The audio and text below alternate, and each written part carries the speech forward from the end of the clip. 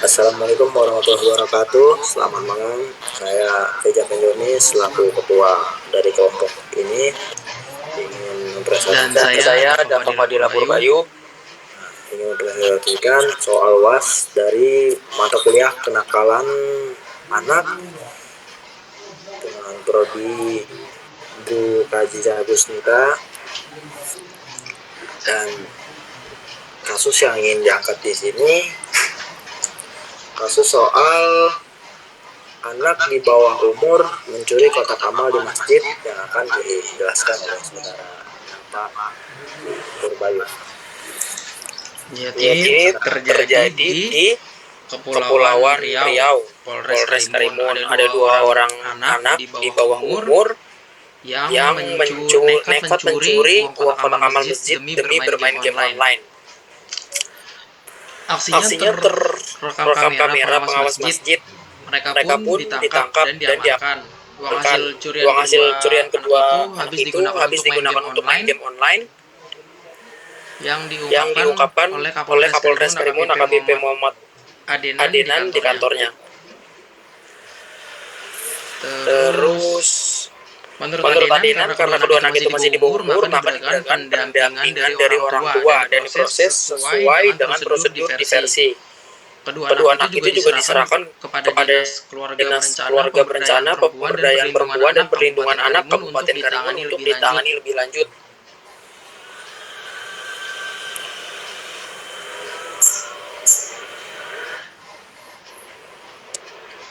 Oke, untuk selanjutnya udah mulai masuk ke teori ya. Ya. Oke, jadi untuk menurut teorinya di sini ada teori menurut Sutherland, di mana perilaku kriminal dipelajari dalam berinteraksi dengan orang lain melalui komunikasi.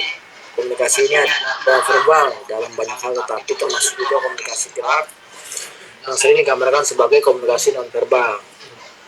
Nah, jadi kurang lebih gimana sih anak ini berinteraksi dengan orang lain, entah melalui komunikasinya yang verbal dan non-verbal gitu kan. Jadi gimana menurut penjelasan lu yang kayak menurut teori Sutherland yang barusan gue bilang ini seperti apa?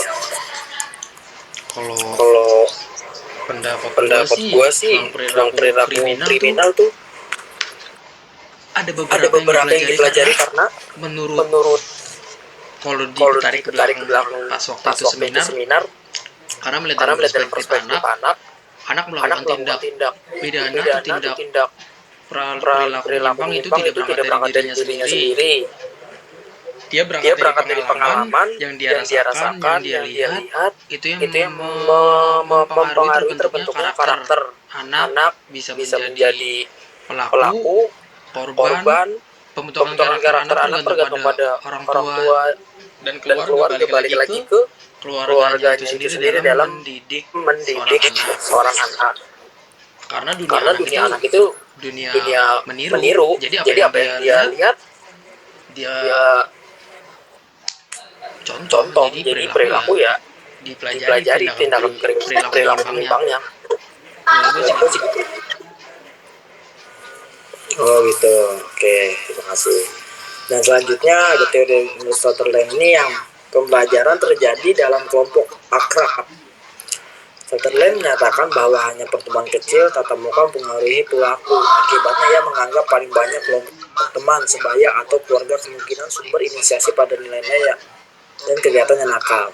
Jadi dalam poin ini maksud Sutherland itu misalkan kayak lebih ke circle sih, lingkungan ini maksudnya dia sih. Jadi kayak pertemuan kecil dari antara tatap muka bersama temannya, atau mungkin dari inisiasi, mungkin juga dari keluarga terdekatnya, mungkin dari keluarga yang memang kriminal gitu kan, biasa berbuat kejahatan seperti tadi maling lah gitu kan, mungkin dari inisiasi dari keluarga. Nah ini jadi ada di pilihan seperti kayak tatap muka bersama lingkungan teman sebayanya, dan dari inisiasi kemungkinan dari keluarga juga. Jadi menurut lu sendiri ini teori Sutherland ini seperti apa? Ya menurut gue itu relevan juga sih karena pentingnya gini nih ya, maksudnya pentingnya kita selektif dalam berteman. Jadi kita kan kita kita menyadari lah ya kalau gua sama dia nggak beres nih gini nih pasti lu lu sendiri pernah kan ngerasain kayak gitu. pasti lu Pasti lu bisa lah bukan menilai juga sih ngerasa kayak wah kalau dia nih orangnya kayaknya kayaknya enggak deh, kayak enggak satu frekuensi sama lu. Pasti lu pernah kan ngerasa gitu. Iya. Ya menurut gua kita kita juga perlu buat seleksi, maksudnya memilih-milih dalam pertemanan karena salah kita kecebur bareng dia juga kalau kita nggak bisa nahan diri sendiri. Nah, pentingnya orang tua ya itu maksudnya memberi edukasi terhadap anaknya. Kamu ya pentingnya kedekatan antara anak sama orang tua juga sih, jadi saling terbuka dan orang tua juga tahu gitu perkembangan anaknya kan gimana. Maksudnya temannya si ini kan orang tua juga bisa kontrol, jangan terlalu dekat, sewajarnya aja gitu loh. Ngerti kan? Kalau menurut lu gimana dari teori Sutherland, pendapat gua? Gimana ya? Sebenarnya ini kayak si kasus ini yang kita angkat sama teorinya cocok banget sih, sangat cocok menurutku, kayak ngepas gitu kalau karena dari yang bener lu. Teori Sutherland ini juga udah ngangkatin soal kayak pertemuan dan lingkungan circle-nya gitu kan. Jadi ini kan sedangkan ini kan jelas dari anak di bawah umur, nah, mungkin dia kayak emang udah punya jam terbang nongkrong sana sini gitu kan, mungkin jadi kayak emang dari lingkungannya pasti awal-awalnya kayak gitu. Jadi apa yang disampaikan barusan itu sangat sesuai, jadi bilang ring satu ke keluarganya terdekatnya, dan di luar ring keluarga itu ya teman-teman sebayanya kayak tadi dimaksudin sama teori Sutherland juga sih, teman sebaya gitu kan. Jadi sebenarnya mungkin ditarik simpulannya dari sini ya, simpulan dari sini,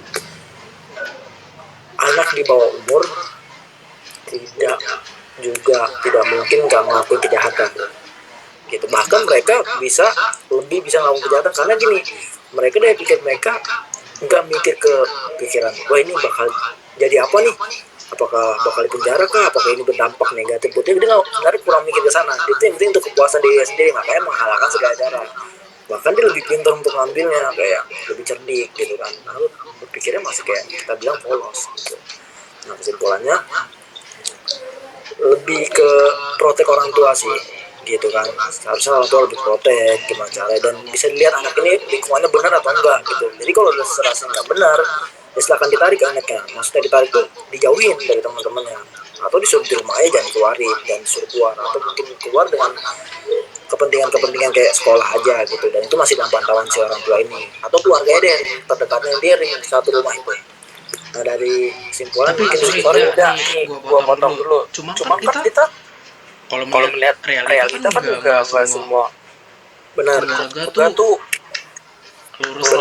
itu kan lihat realitanya kan nggak semua gitu ya. Itu sih yang kurang sih. Kadang kita juga nggak bisa sih maksain kayak kita mungkin ngomong kalau tua, bu anak ibu jadi pasti dia ngomong gini. Nah ini kan anak-anak saya, kamu nggak ngasih makan anak saya. Nah, kita salah juga jadinya kan. Di situ kita ngomong kayak gitu. Jadi di sini kita kan kita sekedar diskusi nih, membahas. Jadi ya, alangkah baiknya orang-orang tua di luar sana melihat video ini mungkin kan, biar tahu gitu kenapa anaknya bisa buat kenakalan. Iya, masih apa? Seperti itu. Para orang tua sih harus berani mengubah cara pola asuh yang tadinya otoriter, yang coba boleh deh gini ya, kamu gini ya, jadi dialogis, jadi lebih itu bisa menciptakan sebuah keharmonisan keluarga dan menciptakan hubungan antara anak dan orang tua. Jadi anak pun nggak ada canggung juga kayak aku mau cerita nggak ya, jadi anak ada kemampuan. Nah jadi nih sekarang gini, dari semua kasus ini kan kayak dari penjabaran kasusnya, teori diskusi kita tadi, dan sampai kesimpulan barusan, menurut lu nih program yang cocok dengan kasus ini itu apa programnya gitu? Ya, yang tadi gue bilang sih, maksudnya mengedukasi para orang tua untuk lebih sadar lah, maksudnya ini loh generasi sekarang tuh nggak bisa ya kalau gini. Mereka tuh lebih mudah untuk diajak ngobrol, kasih edukasi yang menurut dia nyaman, maksudnya orang tua lebih tahu sendiri lah ya anak itu gimana. jangan sampai dia menjadi pelaku perilaku menyimpang, kriminal, karena kadang orang tua atau orang lain yang menyalahkan, kok anaknya begini sih, tapi kita balik lagi tarik lagi ke keluarganya. Karena nggak semua keluarga itu yang terlihat baik itu baik. Ya. Benar sekali. Dari lu gimana? Dari gue sih sebenarnya hampir semuanya pembahasannya udah dijelasin semua sih, sampai kayak detik program ini pun gue mau jelasin pun kayaknya udah dijelasin juga sama lu gitu kan. Kayaknya mungkin cukup sampai sini aja sih, udah cukup jelas sepertinya gitu kan pembahasan kita soal anak-anak di bawah umur. Jadi mungkin cukup sampai sini aja pembahasan kami soal anak-anak dengan topik kasus 2 anak di bawah umur maling kotak amal untuk bermain game online.